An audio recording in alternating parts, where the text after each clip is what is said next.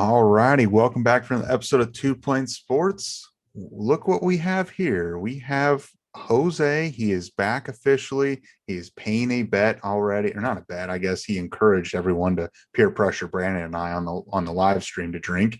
Jose's returning the favor. It looks like he did not finish the beer. It's a little cold. Jose, yeah, Did It's you gone. finish it?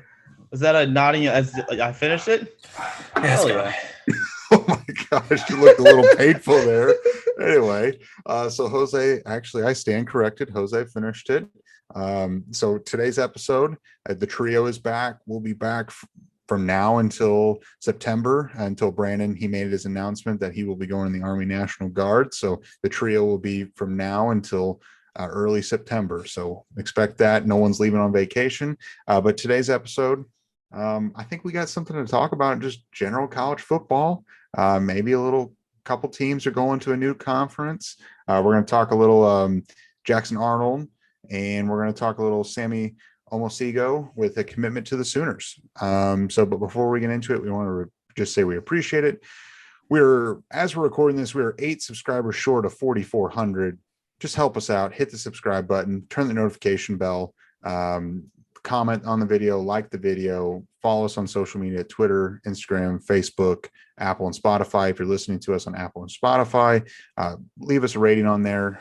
Brandon always gives 5-star, takes. Give us a 5-star review. We'd appreciate that. And then we are planning for another live stream Monday, July 11th at 8 p.m. Central. We can't promise that it'll go an hour and 45 minutes, but if we have enough people in there and we get peer pressured enough, I'm sure we'll continue the live stream and Jose will be there with us for the entire time. But yeah, so we'll get into it. I think the first topic should be a new Sooner commit, Sami Omasigo. Announced his commitment today or yesterday, June 30th at 3 p.m. Central, that he is a Sooner.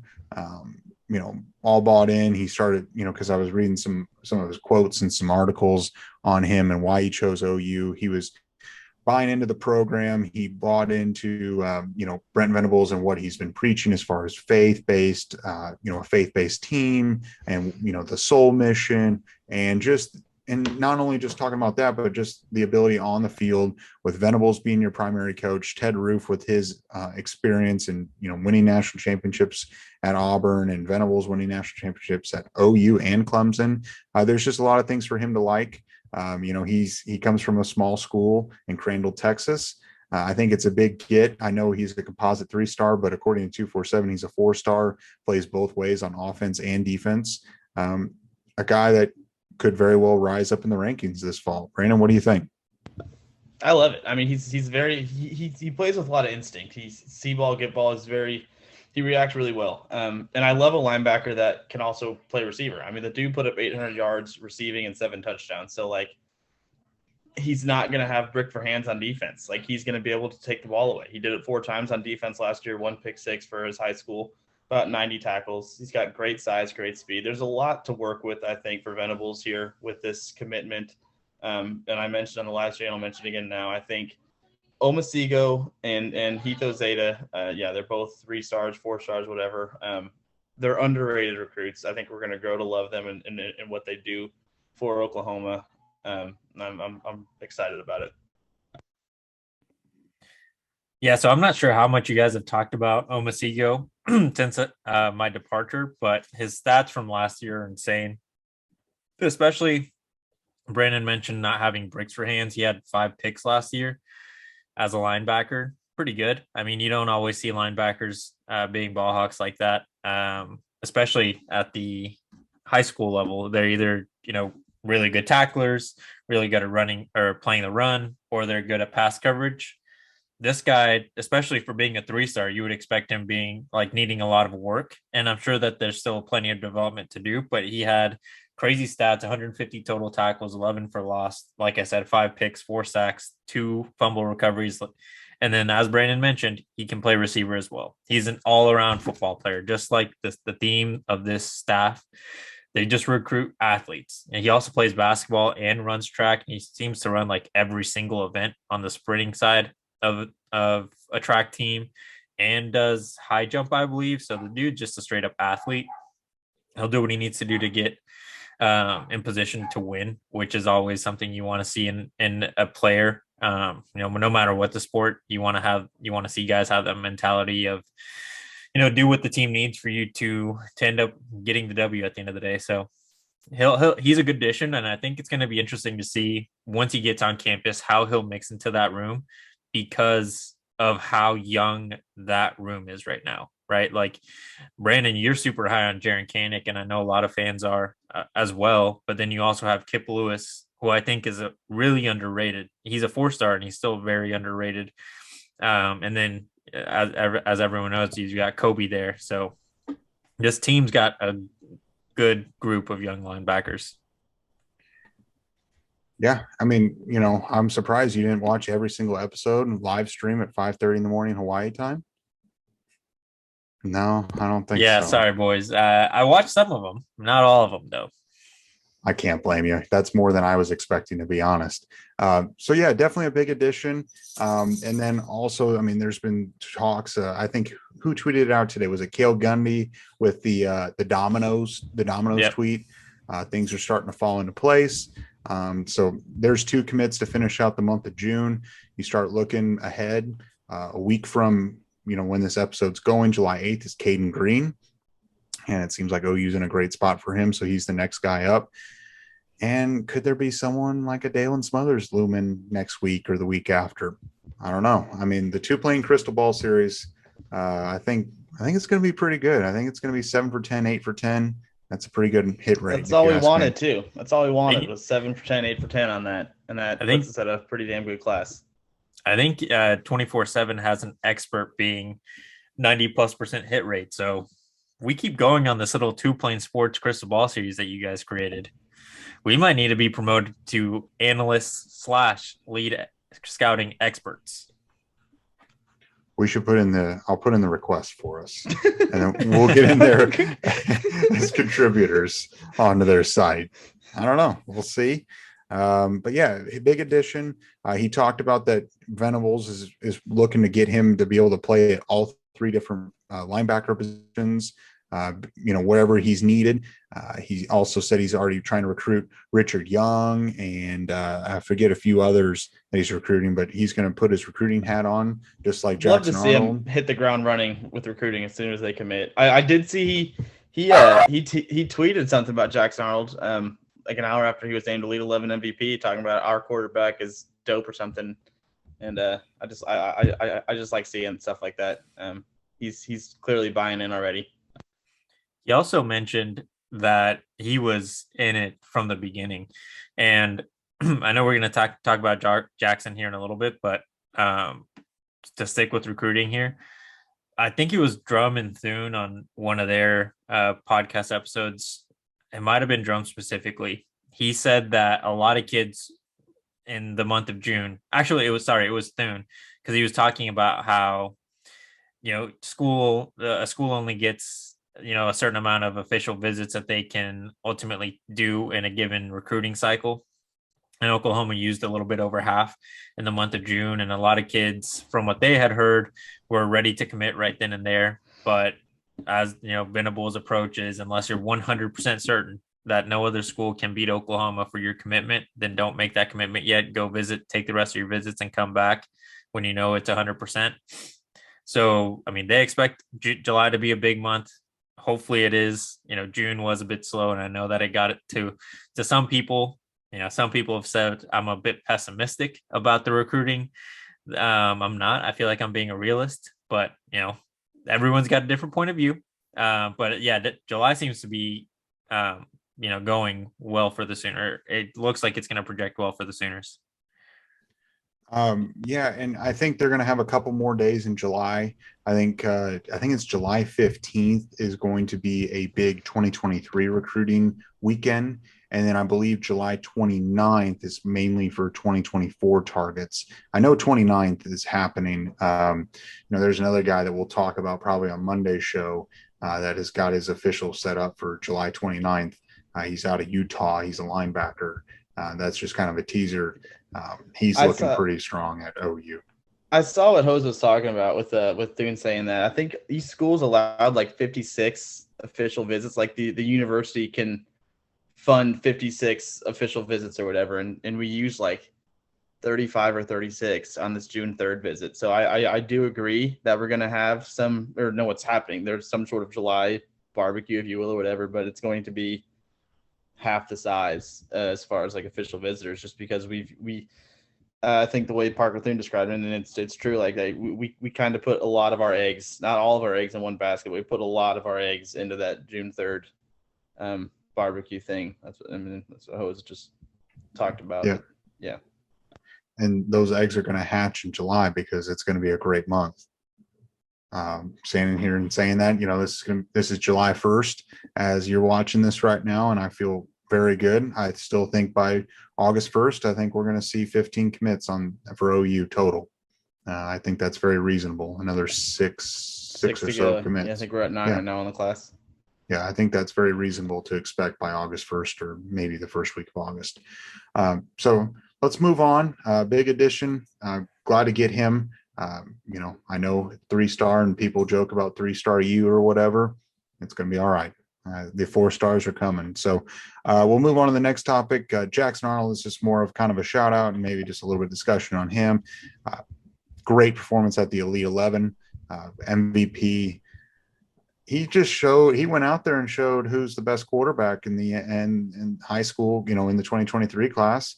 He might not have the last name that someone else does that's going to play for Texas. But he went out and showed it on the field that he is not only better than Arch Manning and Malachi Nelson. It didn't even seem like either one of those two were competing with Jackson Arnold for the best. I think it was Dante Moore? I forget. I think it's Dante Moore it's between him and Arnold. The Iowa State kid had a pretty good camp too, or whatever. AJ Cole. Yeah. Yeah. So that just goes to show Jackson Arnold. I think Steve Wiltfong, I think Brandon, you and I were talking about it on one of our videos. I don't know if it was live stream or not. Jackson Arnold has the potential to be the number 1 overall player and number 1 quarterback in this class. Is after this performance, I think he turned a lot of heads. I was reading some articles saying that a lot of people didn't realize how good he was because he's already committed. He's kind of he doesn't talk a whole lot. He just plays football and he tries to stay off social media. A lot of people were surprised, and I think a lot of people have them on their radar now. And I think he very well could get up to that number 1 or number 2 spot quickly on their most updated ratings and rankings whenever those come out, or probably in the next month or so. So hopefully he gets invited to like a Manning passing academy, either early in college or like right before he enrolls to OU. I think it'd be because I'm sure Arch attends those all the time, probably since he was like 12 or something. It'd be cool to watch. Think they'll still invite him? Go head to head. Yeah, why not? I mean, they want to have the best quarterbacks out there. Eli and Peyton might be like, nah, not anymore. Yeah, I think that's the thing. I think the sheriff's gonna say no. No, the sheriff's gonna say we need the best quarterbacks at our camp. Maybe Arch won't get the invite. The sheriff's gonna be afraid. I mean, at the end of the day, if Jackson Arnold goes to that camp as a Sooner commit, obviously Peyton Manning doesn't have any OU Texas ties, or he didn't until now. But there's no animosity towards Oklahoma, I'd imagine. But like anybody who watches football at all knows the rivalry that Oklahoma and Texas is, and if he invites Jackson Arnold to his camp and Jackson Arnold just outshines the hell out of him, it's just not going to be a good look. Is that a risk that they are willing to run? They should, but we might never see tape of it because of that exact reason. They just don't want to have it highlighted, but they should invite him. I think it'd be good because I mean it's like Brum said, right? Arch, he doesn't attend very many camps. I'm pretty sure the only one he really goes to is the Manning Passing Academy, and the name kind of forces him to. You kind of got to prove it at this point. You want to keep that number 1 rank, you got to go out there and compete with the rest of your peers, and he'll compete at the high school level. And I know a lot of people think he's only the number 1 recruit because of his last name, and I'm sure that helps a bit. But he's a good quarterback. He just has to prove it comparing to everyone else, and not just and then get at high school like everyone else does, even the lower ranked quarterbacks. I'm not sitting here saying Arch Manning's going to fail because I don't think that. I don't think anybody thinks that. I think he's not going to be bad. He's going to be good. I mean, with it, he just is. It's just a fact. But I genuinely think the only reason he's number one in the class is because his last name is Manning, and then I'll die on that hill. I don't believe he's the number one player in the class, but he has the number one last name in the class. If they look very similar on the field, the name will give the edge every single time. I mean, like if there were, the passes are the same, everything's the same. The Manning name, except the level of competition in which that favors Jackson Arnold from the I can't remember who said it in landslide fashion. I agree, and I can't remember who said it because they did point out something I didn't even think about. I mean, our chat does have two uncles that one of them is already a Hall of Famer, the other one is debatably a Hall of Famer in my opinion, and Eli. But they're two guys. He's a Hall of Famer. We'll talk he's about an American hero. Just ask Brum about what he did for America in 2 Super Bowls. The biggest thing is that advantage where like he knows how to watch NFL tape, and that's still something that Jackson's gonna have to work on, and I'm sure he's good at it already. But that small advantage, it might be the reason he's number one over Malachi right now, which this camp shows that Jackson should be right up there with those guys. I mean, at the end of the day, it doesn't really mean a whole lot other than the fact that if some kids were 50-50 on Oklahoma and were like, I don't know, whatever, but if they saw how good he performed, they'd be like, okay, I'm buying in. But good performance. We'll see him shoot up the rankings. I'd imagine he should be close to the top 5, top 10 before we know it. And then finally, we're going to probably have a pretty long discussion on this one. Our friends out on the West Coast, I believe a university by the name of USC and UCLA decided they're going to the Big 10 as of August 2nd, 2024. They are joining the Big 10 to make it now what is it going to be the Big 16 and try to be, the same size as the SEC once Oklahoma and Texas get there. Jose, I got to get your overall thoughts. I'll give my thoughts later, but I got to get you guys' thoughts first. So there's going to be a lot of things that are going to happen over the next probably 2 or 3 years. The Big 12 was already reported and trying to take 3 or 4 of the Big 12 or Pac-12 schools. As of today, they're trying to keep growing because everyone at this point expects it's just going to be a lot of super conferences and no more Power 5, which is fine. I mean, sports change. They look different every generation, and that seems to be the iteration that we're going to be living with probably over the next 15, 20 years. I don't understand why they made the move. Like at this point, it seems like it's a foregone conclusion that the Pac-12 is probably going to be completely dissolved, and Oregon is going to end up joining the Big 10 at some point, because it does like that. Just conference is not sustainable with just Oregon and Utah. Like as much as it may hurt to say, like they needed a market in LA to continue their media buzz. But for UCLA and USC, I don't understand how this makes sense. Like, I'm sure that everyone at this point has seen like the memes and the images. Those teams are going to have to fly very far to play games, and they're going to have to, meaning they have to fly very far to recruit kids that are going to be more interested in going to those schools. They're still going to get kids from Texas every once in a while, but like, that's where I don't understand why it makes sense. People, since Oklahoma and Texas have announced their move to the SEC, a lot of mainstream media has been saying Oklahoma is going to be the next Nebraska because we're going to the best conference in college football. I've never understood it because geographically we're staying in the same spot, and if anything, it helps us with Texas recruits, and then we're getting further into Florida, like we've seen with the staff. They're really recruiting Florida super hard, and yeah, it's going to be challenging over the first few years, but if they can prove that they can win and develop NFL talent, they'll be just fine. USC and UCLA are going to a completely, at this point, pretty much unknown area. I think whenever we first talked about it, when we were just texting, now they have to fight Iowa for any big offensive lineman because they're O-line U pretty much in that conference. They're going to have to fight Jim Harbaugh in Michigan. There's not really like one specific position, but they recruit well overall. Ohio State, like that's going to be your number one competition. Those guys their QBU of the Big Ten, wide receiver U, DBU, D line U, like pretty much every position that's available. They dominate that conference. And Nebraska seems like they're on the way up with NIL not being a deal, being something they could take advantage of. Like the Big Ten is already a really good conference, and they actually have to fight to get to the top. I think Oklahoma comes into the SEC more so like top middle tier just initially, and then they'll eventually get to the top. USC kind of comes in. USC and UCLA come in towards the bottom. As of right now, that I don't think that there's a question that they're towards the bottom of the Big Ten. I think geographically, and you just mentioned it, but geographically, it makes absolutely no sense at all for this. It makes no sense, and it's gonna keep going that way with just no geographical sense in these conferences, because I do think the Power 5 conferences are dissolving, as you alluded to, and it's just gonna have super conferences, if you will, with 20 teams in them at some point. And teams are gonna be flying all over the place. I would like to see the Pac-12 get North Dakota State. That's unrelated, but I think those guys are good. I'd like to see them compete at a bigger level, and I'll see how they do.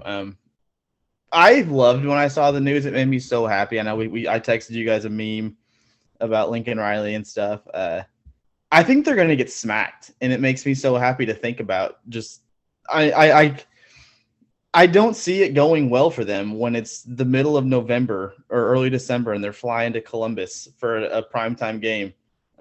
I think they're going to get pounded. I think Ohio State pounds them. I think if they travel to Ann Arbor for a night game, they get pounded. If they travel to Penn State, Iowa, East Lansing. None of those are gimmies. Yeah, East Lansing. Anywhere that's cold where the team is somewhat good. Like, don't get me wrong, if they go to Rutgers, they'll beat Rutgers no matter their conditions. Maryland, whatever. But if they're playing those good schools, especially the Ohio States, Michigans, I even think Iowa's one of the toughest places in the country to play on a primetime situation. They're going to get drilled. And I, as somebody who has a newfound hate for the University of Southern California and wants them to lose in every event that they do, it was fantastic news. It was because, LR took the job in USC, and he'll never say it was because he was afraid of the SEC, but we know that factored into this decision. He was afraid of the SEC. And then in 2 years, he's going to be running into Ohio State, Michigan, Iowa, and Penn State. And that's no cupcake. And I think by 2025, he will not be the head coach of USC. I don't know where he'll be. Probably NFL bound, because I think after 2 or 3 years of flying to fucking Michigan in 10-degree weather, when he thought he was escaping that stuff by going to Southern California and losing, getting pounded and freezing and getting snowed on, it won't last long. So the news to me was fantastic. I love it. I can't wait to stay up late on 11:30 and when they're playing Ohio State and Columbus and just watch that just be ugly. Well, don't forget about West Lafayette. Purdue every so often will do that to you too. But and you talked about this is a huge thing. Obviously, it's because the Pac-12 is the media deal is ending in 2024. The payouts in the Pac-12 are like in the mid $30 million per school per year. Big 10 SECs in the mid 50s. Well, now with Oklahoma and Texas joining, it's going to go 60 something million a school. And I'm sure the Big 10, because they're negotiating some new rights as well, they're going to go $60 million per school. So that's good for them as an athletic department. But here's the deal. Like you said, how do you simulate if you live in Los Angeles year round? How do you simulate 10-degree weather, playing in the snow? You smacked. They're going to get embarrassed. And when you recruit kids from the state of California, the state, the West Coast, a lot of these kids have never really dealt with the cold or the conditions. You think about the Pac-12 right now, go play ASU. Oh, that's not very cold. Oregon gets a little cold. Washington can get some snow every now and then, but it's not often. And especially if you catch them in October, it's no big deal. But when it comes time to win and, the big games, prime time, it's when Kirk Herbstreit and the gang shows up for, your 7:00 kickoff. and you've got Michigan that lives and breathes, in the cold, and Columbus, all of them, they're not going to be able to hang. And I think why they did it was, one, they need more money. Two, they're going to be able to compete at a higher level because, it's the Big Ten is, I would say, the second best football conference in the country by a landslide. I do feel for Oregon. What does Oregon do? Oregon's been the best West Coast team in the last decade as far as football goes. What do? Do they get, into the Big 12 and they come in with a few other schools and they get 16 schools? So they throw, Oregon, Oregon State, Washington, and Stanford, and they go join the Big 12. And then they kind of form 16 teams there, the Big 10 16, SEC 16. I don't know. And it's going to be also interesting to see, what does Notre Dame do?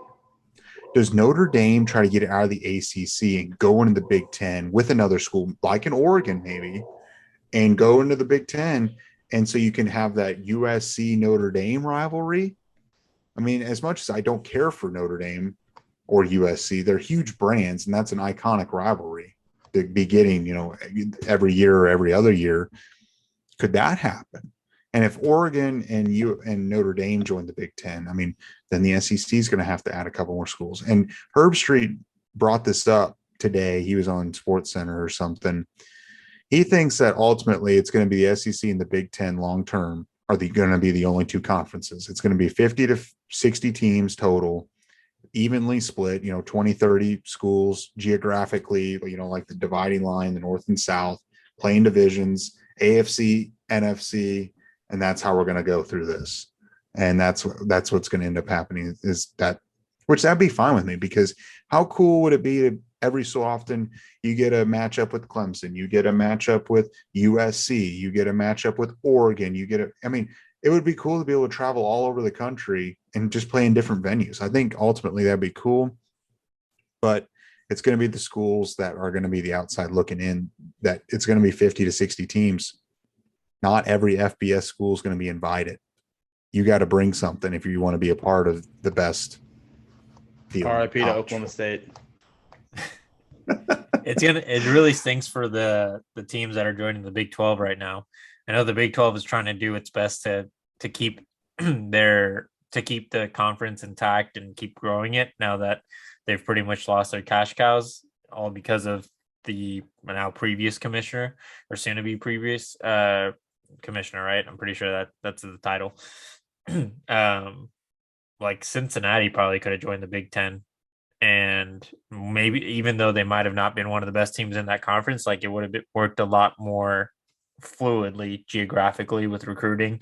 Teams like Fickle really stick to that area for recruiting. And with USC, I think the only thing I could see right now changing for them recruiting wise, and I'm going to go ahead and say, before I say my take here, I don't keep up with their recruiting, but I know that Nicholas Harbor, one of the best athletes of this 2023 class, he is from the East Coast. At one point, Oklahoma was really recruiting him. That was under Lincoln Riley. Now USC is in his top. I think he released like a top 8 or top 10, and USC is in that list right now, according to like most recruiting websites. He's leaning towards Maryland because that's in his immediate area. Seems like a guy that wants to stay home. Maybe he starts going towards USC because he will end up being in the Big 10 and being closer to home for some games during that time.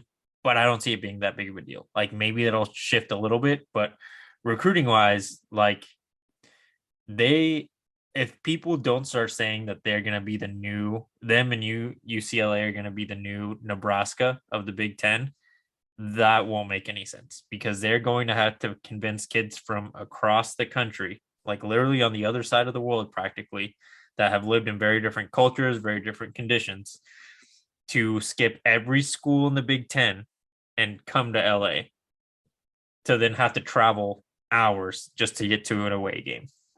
What's the closest?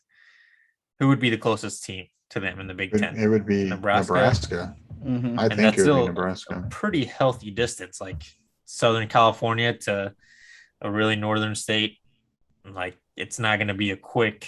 They're never taking a bus. I'll tell you that much. And if they are, those players are absolutely fucked.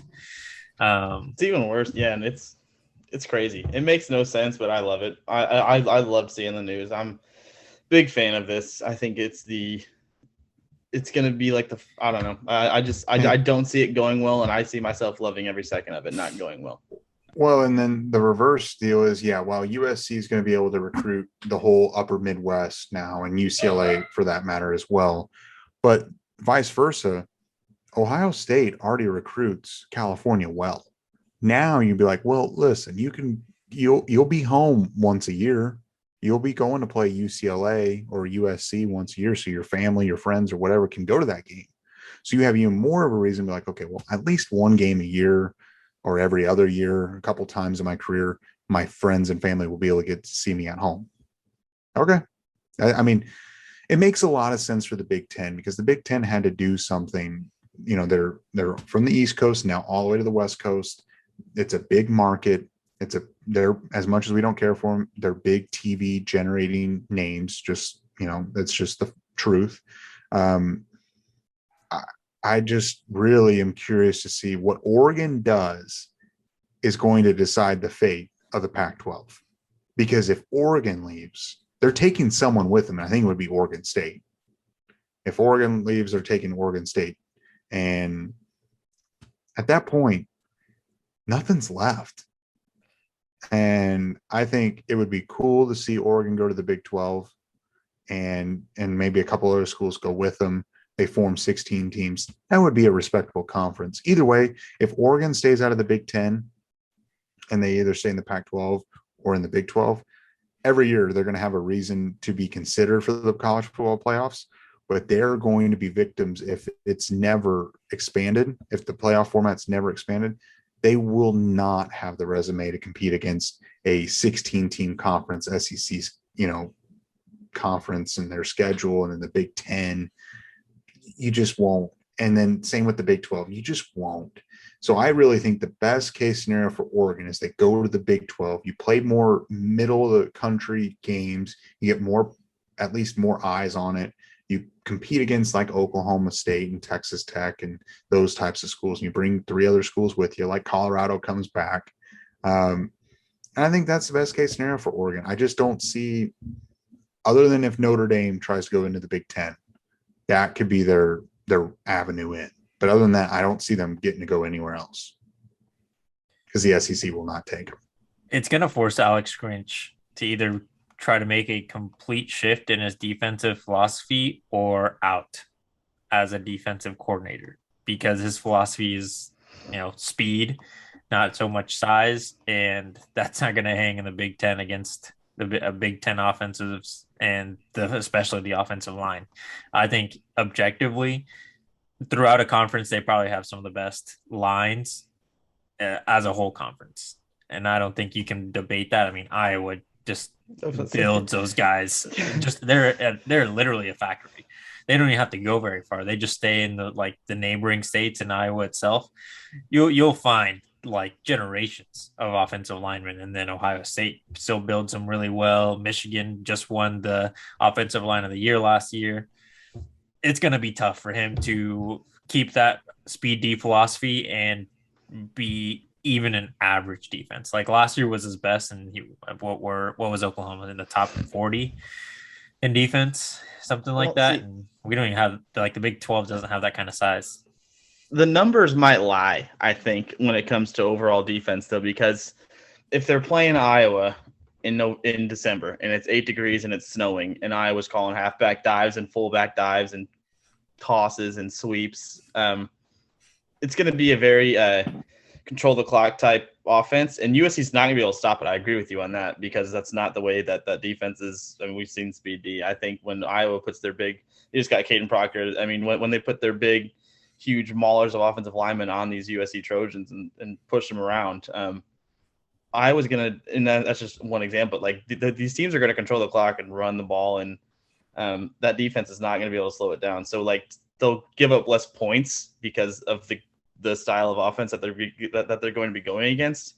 But the defense is, it's not going to hang. I agree. He's got to change everything about it if he wants to compete. And Lincoln Riley is going to have to make a lot of adjustments when it comes to that. Like we saw in the Army game, like they were a control the pace team. And yeah, granted, I mean, Oklahoma scored a lot, but I mean, I wouldn't say that it was an easy game. Like that's definitely a game that you were watching thinking, holy shit, Oklahoma might lose this one. And it makes no sense. But it's because there was very limited possessions for OU. It's going to be the same for USC. If a team like Iowa or pretty much anyone in the Big Ten, if they can just, other than Ohio State, just controls the clock, it's going to be, we better score every single drive or we're fucked. I mean, you're talking about Lincoln Riley. Chip Kelly's going to have to do the same thing.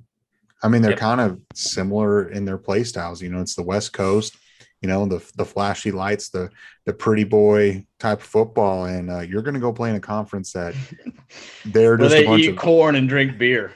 Yeah, and they hit you square in the mouth. And they hit you square in the mouth. Yeah. It's a different style. Yeah, they're going to have to conform because the conference is not going to change for them at all. So it's going to be interesting to see. I'm happy. I personally think, especially when I saw OU and Texas go to the SEC or announce it anyway, I want 4 power conferences. It makes more sense. You know, I think it just makes a lot more sense, in my opinion, to have 4, or unless we go to like 2 conferences and we do the big divisions and all that different things, but 4 power conferences. And then that way you can be like, okay, well, and you can make the playoff of 6 teams and some at-large and automatic bids and things like that. I think now with USC and UCLA going to the Big Ten, I think the Big Ten is going to be a little more open to the idea of expanding the playoffs like the SEC wants to do. Now that they've got, as much as we don't care for them, USC eventually, if they become really good, they're going to, or UCLA will help the conference as a whole. That's another, money generating couple schools. And now they're going to want to start being like, okay, well, let's talk expansion. So that could happen. I forget, what is it, 2024 or 2025 that we're stuck with 4 teams. It's for a few more years. And then at that point, I would imagine we're going at least 6 to 8 is where I want it to be. I don't want it to be much more than that. I think 8's the magic number. Yeah. Or 8. I would like 8 too. I would really like 8. You get 4 power conferences for 4, 4 conference winners, and then you get 4 at-large bids, and you figure out from there. It would just be the 4 second places of all of them. It'd be pretty much there's no need. So if you make a conference title game, you're a playoff team. Essentially, like if there's 4, and then that would force Notre Dame, like, make a decision or you're never going to be in any sort of relevancy. Yeah. Or I would say, honestly, it'd be the 4 conference winners, and then it would probably be the Big Ten runner up, and then the rest would be the SEC. Why not?